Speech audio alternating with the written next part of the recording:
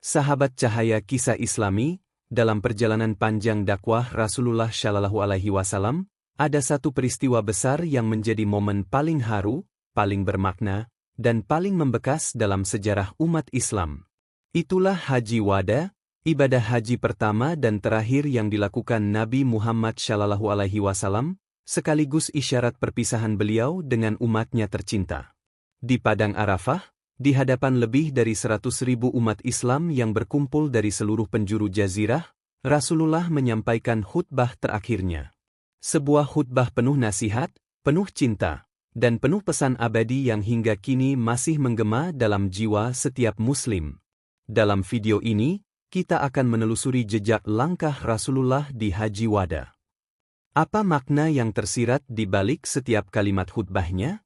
Apa yang ingin beliau titipkan kepada kita, umatnya, sebelum berpulang? Haji Wada adalah salah satu momen paling monumental dalam sejarah peradaban Islam. Peristiwa ini bukan sekadar perjalanan ibadah, melainkan juga penanda penting dalam perjalanan kenabian Rasulullah Muhammad Shallallahu Alaihi Wasallam. Haji Wada merupakan ibadah haji pertama sekaligus yang terakhir yang dilaksanakan oleh Nabi Muhammad Shallallahu Alaihi Wasallam sebelum wafat. Dalam konteks inilah, Haji Wada menjadi sangat istimewa dan mengandung makna mendalam bagi umat Islam di seluruh dunia. Kata Wada sendiri berasal dari bahasa Arab yang berarti perpisahan. Penamaan tersebut bukan tanpa alasan. Ibadah haji ini menjadi ajang terakhir Rasulullah Shallallahu Alaihi Wasallam bertatap muka langsung dengan umatnya dalam jumlah besar, dan menjadi kesempatan beliau menyampaikan pesan-pesan penting terakhir sebelum berpulang ke rahmatullah. Lebih dari sekadar perjalanan fisik menuju Baitullah, Haji Wada adalah momen spiritual yang menyatukan umat Islam dari berbagai penjuru, yang datang dengan satu tujuan, bersama Rasulullah menjalankan rukun Islam kelima secara langsung.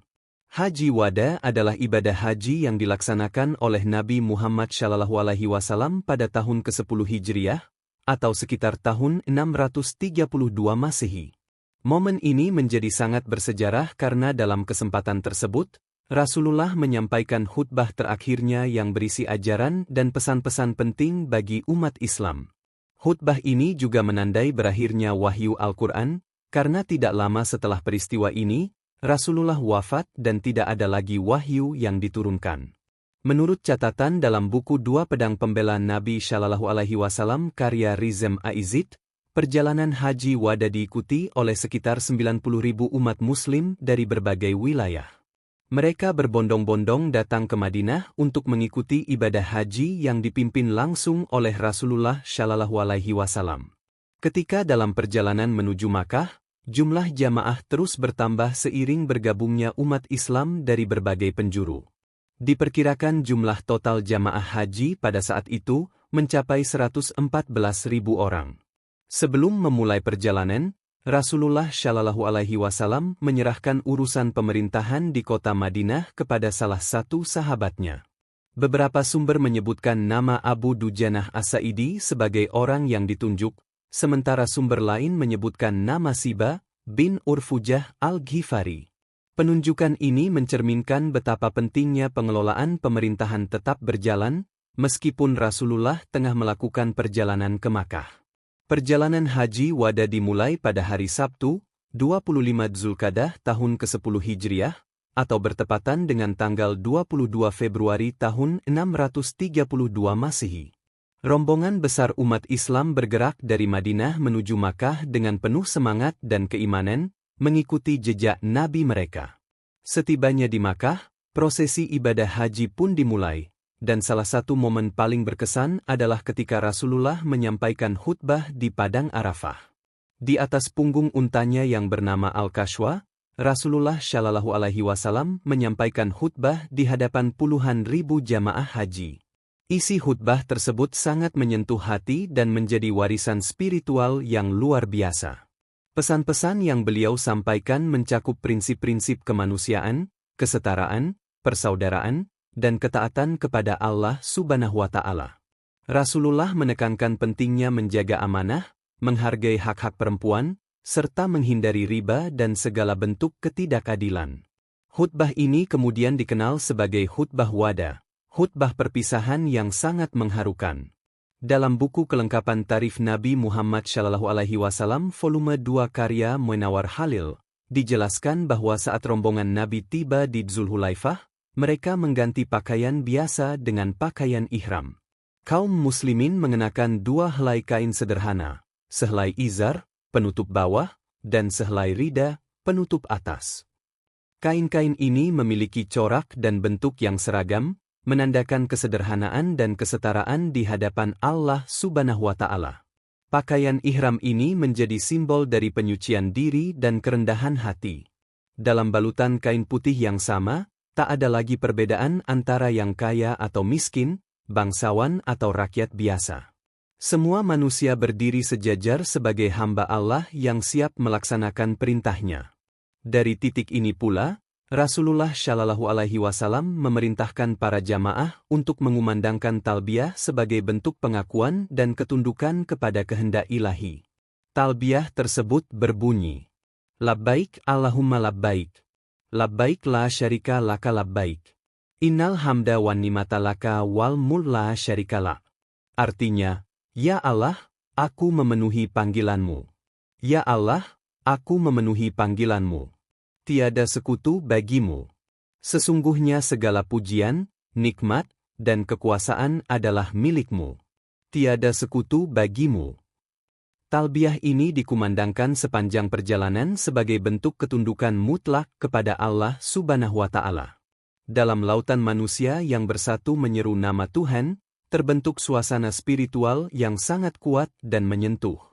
Haji Wada bukan hanya ritual keagamaan biasa. Ia merupakan momen peneguhan ajaran Islam sekaligus perpisahan seorang pemimpin besar dengan umatnya. Rasulullah SAW tidak hanya menunjukkan tata cara pelaksanaan haji, tetapi juga mewariskan prinsip-prinsip dasar kehidupan Islami yang menjadi pedoman hingga akhir zaman. Melalui khutbahnya, Rasulullah menegaskan pentingnya keadilan, akhlak, hak asasi manusia, dan ketakwaan. Beberapa pesan penting dalam khutbah beliau antara lain: kesetaraan antar manusia. Tidak ada keutamaan antara bangsa Arab dan non-Arab kecuali dalam hal ketakwaan. Kehormatan jiwa dan harta. Jiwa, harta, dan kehormatan setiap individu adalah suci dan harus dijaga seperti kesucian hari, bulan, dan tempat haji itu sendiri. Hak-hak perempuan. Rasulullah menekankan agar kaum lelaki memperlakukan perempuan dengan baik, karena mereka adalah amanah dari Allah. Amanah dan tanggung jawab. Umat Islam diperintahkan untuk menjaga amanah dan tidak berkhianat dalam menjalankan tugas dan kewajiban mereka.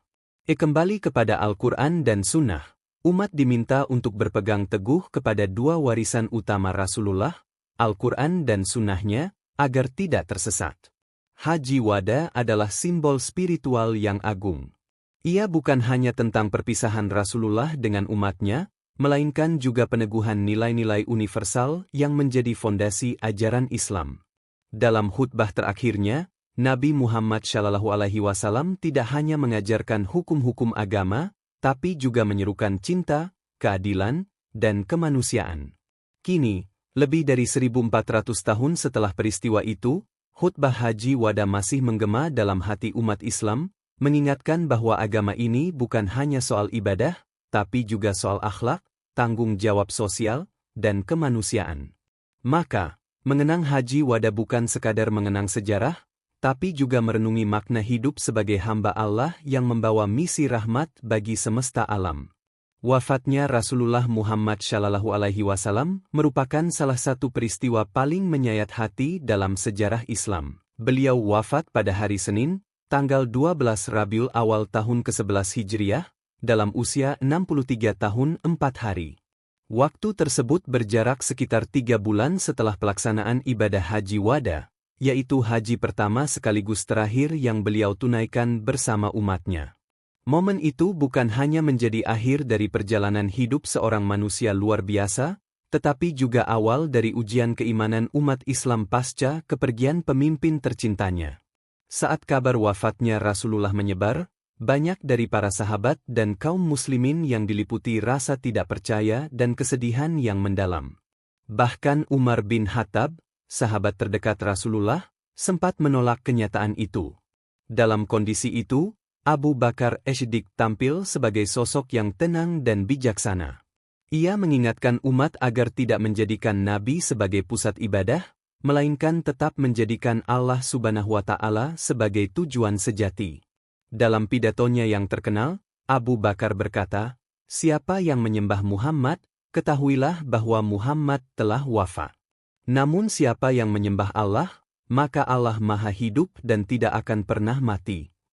Kata-kata ini menjadi penguat bagi kaum muslimin, menyadarkan mereka bahwa ajaran Islam tidak berakhir dengan wafatnya Nabi, karena sumber utama penghambaan tetap kepada Allah yang kekal. Untuk memperkuat pesannya, Abu Bakar membacakan ayat Al-Quran dari surah Ali Imran ayat 144, yang berbunyi, "Muhammad itu tidak lain hanyalah seorang rasul, sungguh telah berlalu sebelumnya beberapa rasul. Apakah jika dia wafat atau dibunuh, kamu akan berbalik ke belakang, murtad?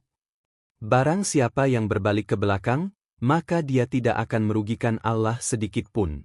Dan Allah akan memberi balasan kepada orang-orang yang bersyukur." Quran Surah Ali Imran ayat 144. Ayat ini menguatkan bahwa Nabi Muhammad SAW adalah manusia biasa, meski diangkat sebagai utusan Allah. Sebagaimana para nabi sebelumnya, beliau pun akan mengalami kematian. Pesan ini hadir bukan hanya untuk menenangkan umat, tetapi juga untuk menegaskan bahwa Islam adalah agama yang berdiri kokoh karena wahyu, bukan karena individu. Pada masa Perang Uhud, pernah tersebar kabar bahwa Nabi terbunuh di medan perang. Kabar ini menyebabkan kekacauan di antara pasukan Muslim. Beberapa di antaranya bahkan sempat ingin menyerah dan meminta perlindungan kepada Abu Sufyan, pemimpin Quraisy. Di tengah kekalutan itu, muncul pertanyaan di antara orang-orang munafik, jika Muhammad benar seorang nabi, mengapa ia bisa terluka atau wafat? Pertanyaan sinis tersebut dijawab langsung oleh Allah melalui wahyu yang juga menjadi pembelajaran mendalam tentang hakikat kenabian. Rasul adalah penyampai wahyu dan panutan umat, tapi mereka tetap manusia, dan tidak kekal. Inilah dasar penting yang ditanamkan kepada umat Islam agar mereka tidak bergantung kepada pribadi Rasul, melainkan kepada ajaran yang dibawanya. Kembali kepada peristiwa wafatnya Rasulullah, setelah Abu Bakar membacakan ayat tersebut, Umar bin Khattab yang awalnya tidak percaya pun menjadi tersadar. Dalam sebuah riwayat yang disampaikan oleh Ibnul Musayyab, Umar mengaku merasa terpukul dan tidak sanggup berdiri. Ia terduduk di tanah dengan penuh kesedihan dan mengakui kebenaran bahwa Nabi Muhammad SAW benar-benar telah wafat. Suasana duka meliputi seluruh Madinah kala itu. Wafatnya Rasulullah tidak terlepas dari momen Haji Wada yang sebelumnya telah memberikan banyak isyarat bahwa ajal beliau sudah dekat. Haji Wada disebut pula sebagai Haji Ta'lim, Haji Talqin, dan Haji Bayan, yang berarti haji yang penuh dengan pelajaran, nasihat, dan penjelasan. Rasulullah, selama hidupnya, memang beberapa kali menunaikan umrah, namun baru satu kali melaksanakan haji dari Madinah, yakni pada tahun ke-10 Hijriah. Menurut keterangan dalam buku Hari-Hari Allah Subhanahu wa Ta'ala karya Syaikh Hanafi Al-Mahlawi, serta dalam buku biografi Rasulullah oleh Mahdi Rizqullah Ahmad, Rasulullah tidak pernah melaksanakan haji akbar sebelumnya. Haji yang beliau lakukan di tahun ke-10 Hijriah itu menjadi satu-satunya dan terakhir, sehingga dikenal pula dengan nama Haji Balag, Haji Penyampaian, Haji Islam, Haji Penyerahan Diri sepenuhnya kepada Allah, dan tentu saja Haji Wada, Haji Perpisahan. Pada puncak pelaksanaan Haji Wada di Padang Arafah, Rasulullah menyampaikan khutbah yang sangat menyentuh dan penuh pesan abadi. Dalam khutbah tersebut, beliau menyampaikan ajaran-ajaran penting tentang hak asasi manusia, tanggung jawab terhadap sesama, larangan riba, hak-hak perempuan, dan pentingnya persatuan umat. Beliau menekankan bahwa semua manusia setara di hadapan Allah, yang membedakan hanyalah ketakwaan. Di saat itulah, Allah menurunkan wahyu penutup dalam surah Al-Maidah ayat 3, yang berbunyi, "Pada hari ini telah aku sempurnakan untukmu agamamu, telah aku cukupkan nikmatku atasmu, dan telah aku ridai Islam sebagai agamamu. Ayat ini menandai bahwa ajaran Islam telah paripurna, tidak ada lagi wahyu yang akan turun setelahnya. Maka, khutbah itu bukan sekadar pesan keagamaan, tetapi juga bentuk pamitan Rasulullah kepada umatnya. Banyak sahabat yang menangis saat mendengar ayat tersebut dibacakan, karena mereka menyadari bahwa tugas kenabian hampir selesai, dan perpisahan dengan Nabi sudah diambang pintu. Meskipun Rasulullah telah wafat, ajaran yang beliau tinggalkan tetap hidup hingga kini. Beliau telah mewariskan dua pedoman utama, yaitu Al-Quran dan Sunnahnya. Melalui keduanya, umat Islam memiliki panduan yang jelas dalam menjalani kehidupan. Wafatnya Rasul bukan akhir dari perjuangan Islam, tetapi justru titik awal tanggung jawab umat untuk menjaga dan menyebarkan risalahnya ke seluruh penjuru dunia. Haji Wada menjadi penanda terakhir dari perjalanan dakwah yang luar biasa. Dalam kesempatan itu, Rasulullah telah mengajarkan segalanya, dari ibadah hingga kehidupan sosial. Maka, mengenang Haji Wada dan wafatnya Rasulullah bukan hanya soal sejarah, tetapi juga tentang meresapi nilai-nilai keteladanan yang beliau wariskan. Khutbahnya di Padang Arafah adalah wasiat yang tak lekang oleh zaman, tentang pentingnya menjaga amanah, memuliakan sesama, dan berpegang teguh pada Al-Quran dan Sunnah. Kini, tugas itu telah diwariskan kepada kita, umat yang beliau cintai hingga hembusan napas terakhirnya. Semoga kisah ini menguatkan keimanan kita, dan menjadikan kita bagian dari umat yang menjaga dan meneruskan risalah agung Nabi Muhammad SAW. Jangan lupa like, share, dan subscribe untuk terus mengikuti kisah-kisah penuh hikmah bersama kami di Cahaya Kisah Islami.